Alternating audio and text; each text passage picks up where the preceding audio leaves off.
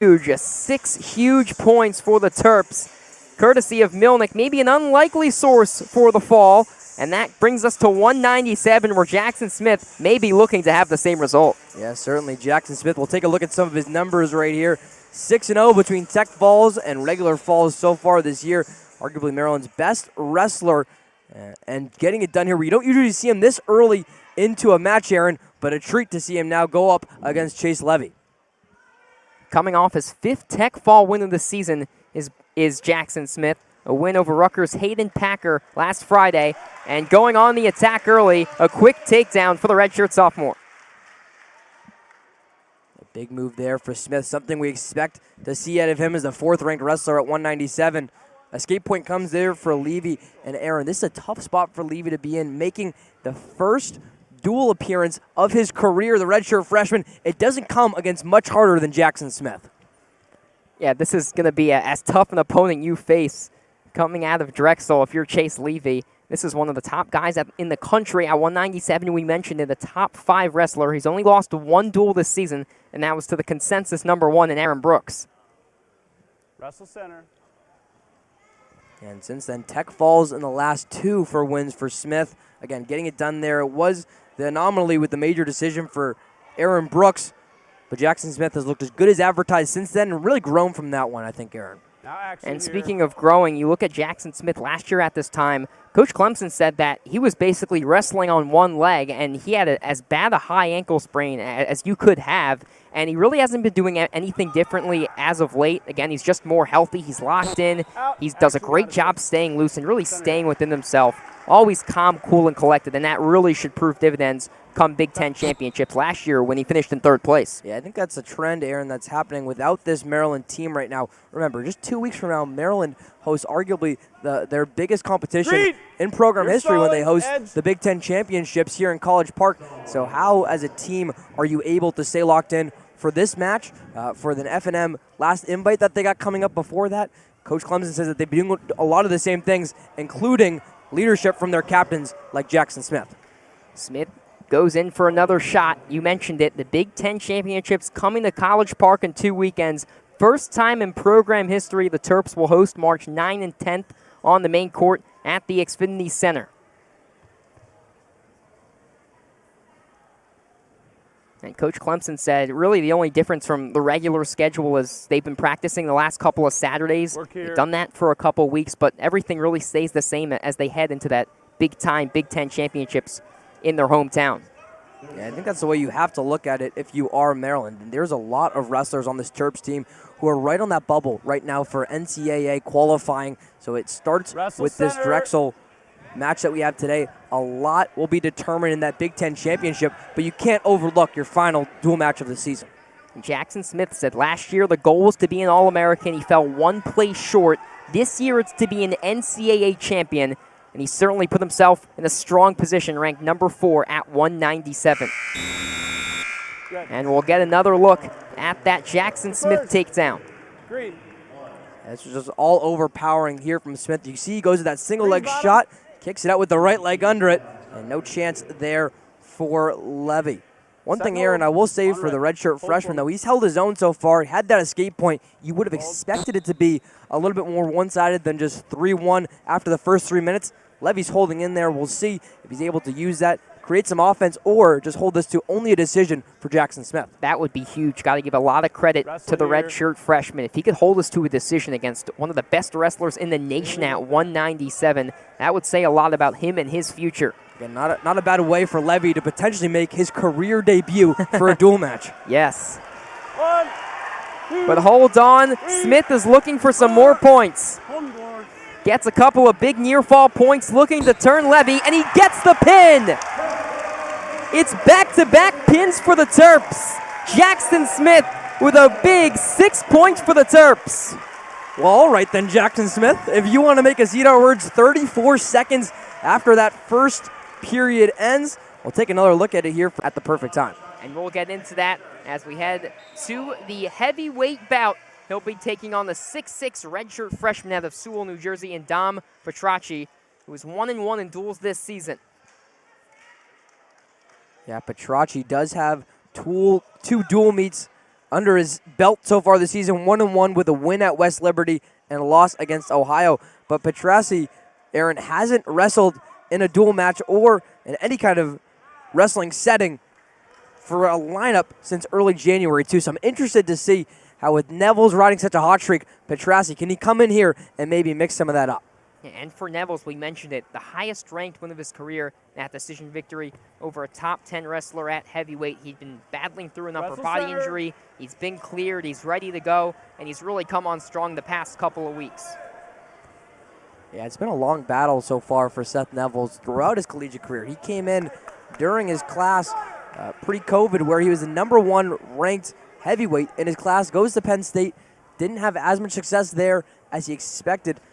Even spent a year on the Penn State football team, and that kind of messed some things up as well, but finally coming into his own here too and working through that arm injury.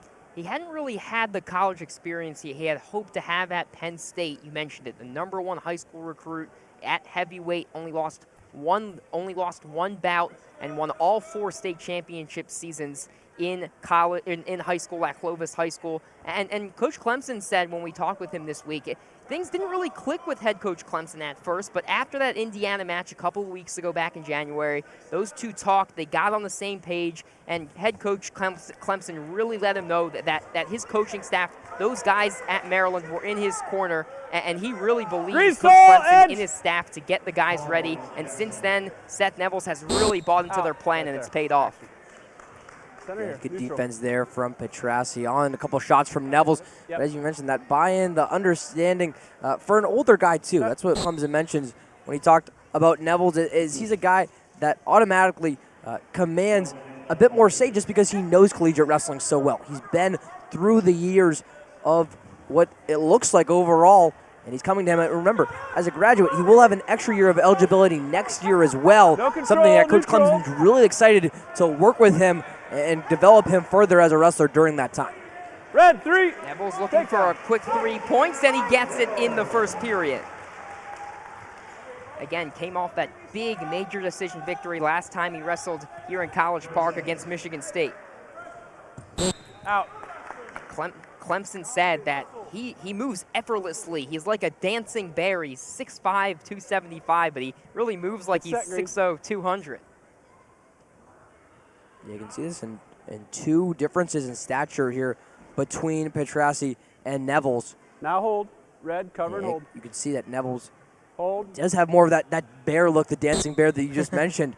But he's moving, again, to Clemson's credit, an accurate depiction of moving like a guy who just has so much more quickness and speed for his size.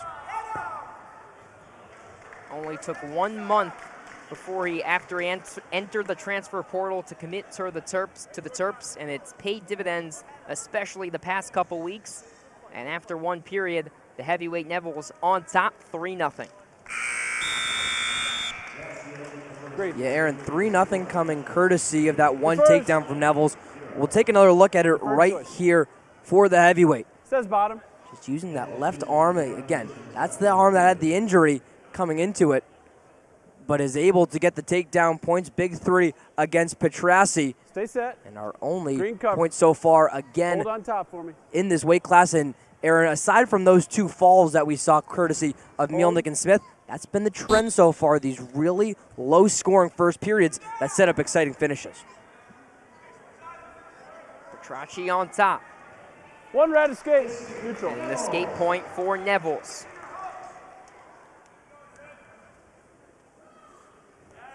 Neville said when he met this coaching staff, he knew it was it. He knew this was the right place for him. He actually committed at a dinner with the coaching staff at Grill Mar X, which is the football head coach Mike Loxley is a co-owner of. And Clemson jokingly told Loxley that it was his steaks that did it and got him to commit to College Park. Yeah, he was lucky. I mean, the size of Neville's, too. He was lucky that Loxley didn't take a look at him for the football team. It was James Franklin and Penn State who got him for a couple of years as a Nittany Lion. But certainly great size and great movement of it with Neville's. And speaking of football, on the other end, the heavyweight Petrassi actually played quarterback and defensive end in high school at Washington Township. So 2 former football guys going at it in the heavyweight bout.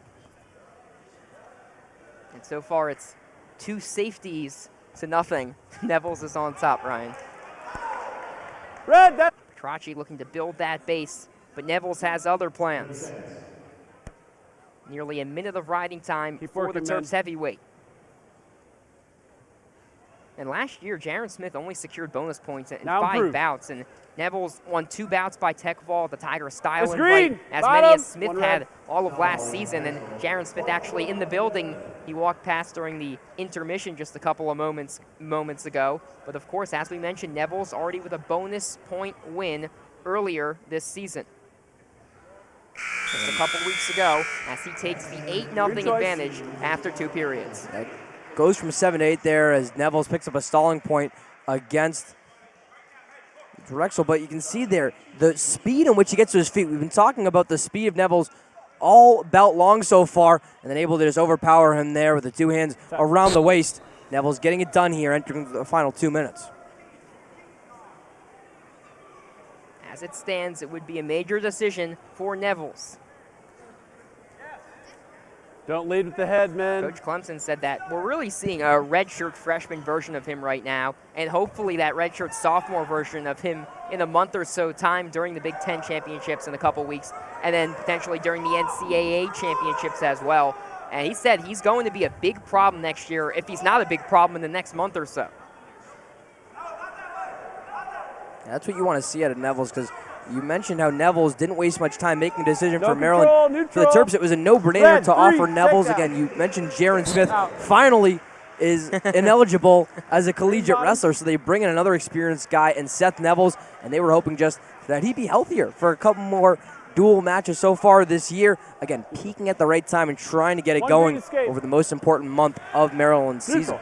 And Ryan, we're starting to get into tech fall territory. 1:15 to go in this 3rd period. If Neville's can put up 15 points, really just another 4 points, he'll earn that tech fall. And just adding to the huge flip that we had, remember, this was a match in which Drexel led it 9-0 after the first 3 bouts. 2 falls from Maryland all of a sudden put the Terps up by 3 on the scoreboard, and Neville's is in a good chance to make that even higher. 15-1 if you include the minute plus of riding time. The riding time is nearly locked in. Neville's letting up on Petracci. One green. And an escape point for Petracci. It's a halo in college. Neville's needs a takedown to secure that tech fall. 1 red. Coach Clemson just said it. You need a takedown. College, you're way in there. Set. He knows what it means for the graduate. Again, to get back in, a guy buying into the plan. He wants Neville's to get those big milestones in dual matches.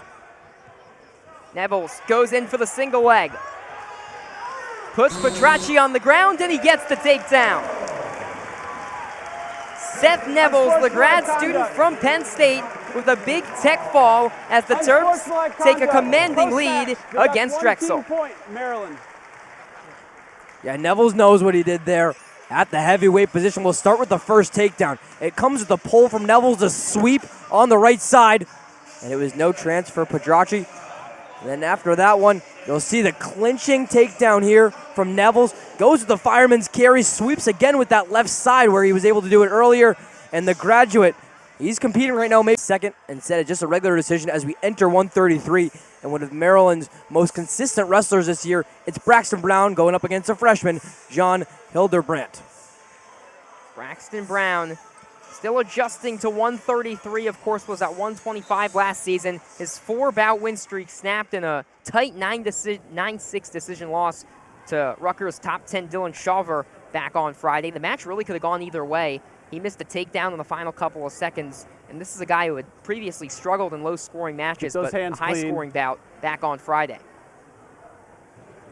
Yeah, you mentioned the success he had before that.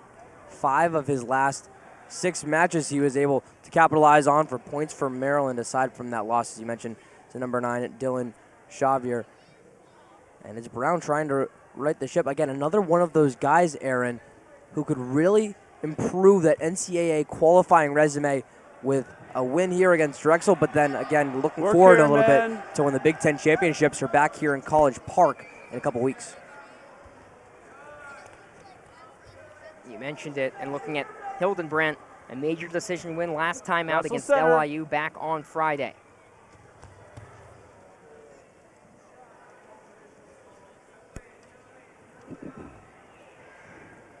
And it's an interesting story how the Terps got to host the Big Ten championships. Coach Clemson said at the Big Ten wrestling coaches Russell meeting, center. in the third meeting, they weren't in the rotation to host, and he started the conversation. He convinced the administration, the Terps administration, and he really gives a lot of credit Now to improve head here. of championships, Dr. Sue Sherburne, who Work really center made it for me. happen, said a lot of the credit goes to her in order for the Terps to Green, be able to host edge. the Big Ten That's championships. a stall. Stalling warning there going against Hildenbrandt. But yeah, you mentioned this is 10 years now that Maryland's been in the Big Ten. So you talk about what you need to do to get into that rotation. Wrestle here, Maryland's man. meeting that criteria almost every time. And a fight that was won there for Action, Maryland. Exciting. It's going to be a real spectacle. So again, we mentioned what you can have when you have the best conference and every team represented in the best conference with their best wrestlers here. It'll be a fun one to come on March 9th. It should be fun. You can catch all the action on Big Ten Plus and the Big Ten Network. Again, March 9th and 10th on the main court in the Xfinity Center. If you're close by, I recommend you come on down and watch some of the best wrestlers in the nation go at it. Get out of those fingers. Another slow start here between Brown and Hildenbrandt.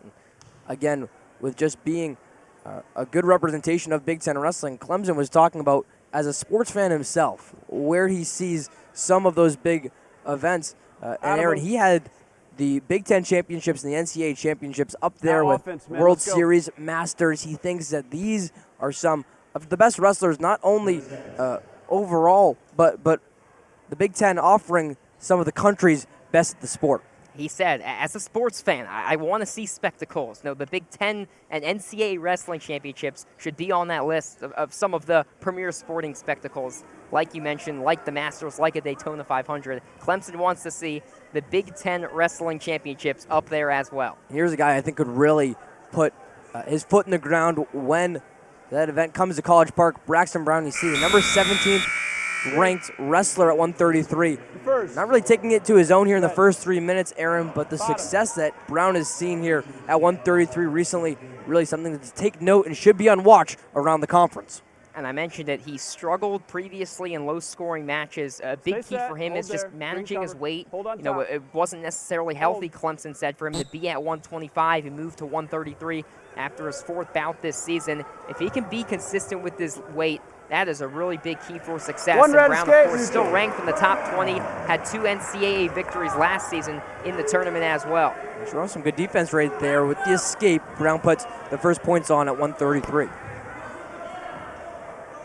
Wrestle center, man.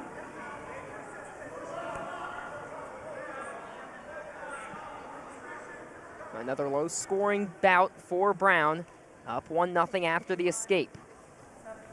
And again, got to give a lot of credit to the redshirt freshman, John Hildenbrandt, unranked out of Williamstown. He's putting up a good fight. Out. It's one red.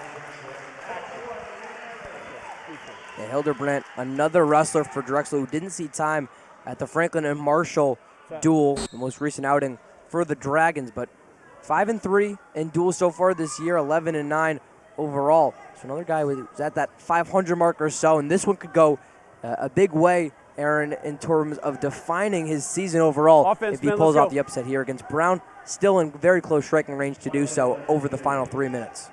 Brown, the redshirt sophomore out of Allen, Texas. Action, both of you. Let's go. Just over 60 career wins as a Terp. That's one of the most among this Terps lineup.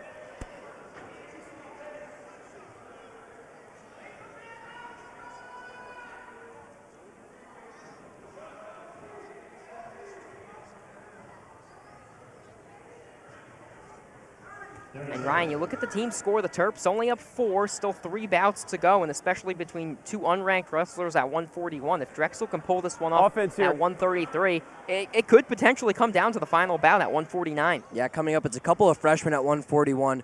Jordan Soriano for Drexel, and Dario Lemus is going to get one of the few dual match appearances we've seen out of him this season. So if Brown can keep his foot on the gas here, use that 2-0 advantage over the final 3 minutes, could be big here for Maryland, preserving that lead.